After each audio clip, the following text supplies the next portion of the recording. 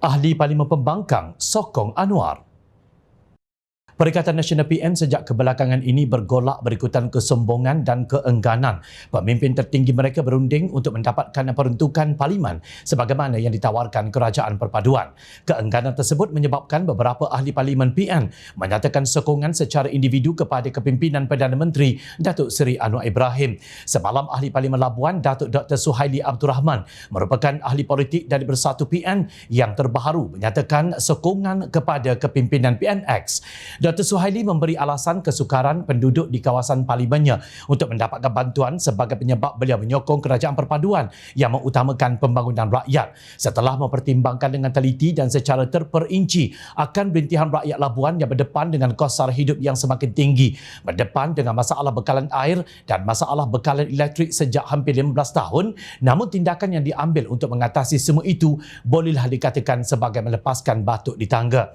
Maka mengambil kira ke atas semua permasalahan rakyat Labuan yang saya nyatakan, saya sebagai ahli Parlimen Labuan dengan ini mengisytiharkan untuk memberi sokongan kepada kepimpinan yang amat berhormat Datuk Seri Anwar Ibrahim, Perdana Menteri Malaysia ke-10 bermula dari tarikh kenyataan media ini dikeluarkan. Katanya dalam satu kenyataan, beliau dalam kenyataan sama turut menyatakan sokongan kepada kepimpinan Ketua Menteri Sabah Datuk Seri Haji Jin Nur yang disifatkannya banyak membantu rakyat Labuan melalui anak syarikat Kerajaan Negeri Sabah dalam menyediakan peluang pekerjaan serta perniagaan secara kecil-kecilan.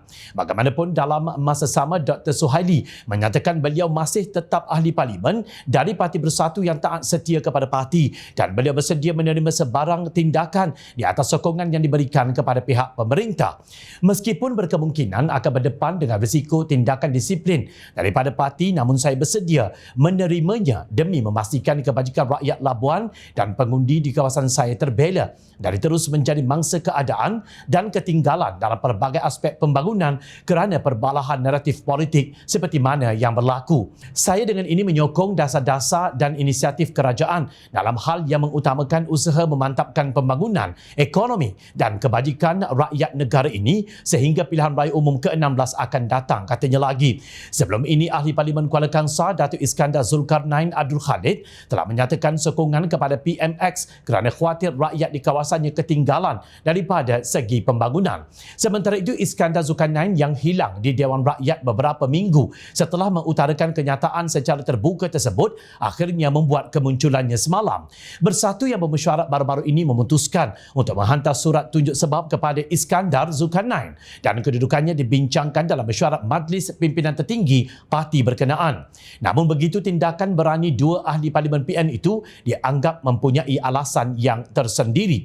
Ahli Parlimen Jeli Zahari Kecik berkata mereka dari Labuan, Datuk Suhaili Abdul Rahman dan Kuala Kangsar, Datuk Iskandar Zulkarnain Abdul Khalid itu juga berhak untuk menyokong sesiapa sahaja yang dimahukan. Saya menghormati keputusan kedua-dua ahli Parlimen yang menyokong Anwar. Sebab itu hak masing-masing. Mereka ini ada alasan tersendiri untuk berbuat demikian, katanya di petik Sinar Harian.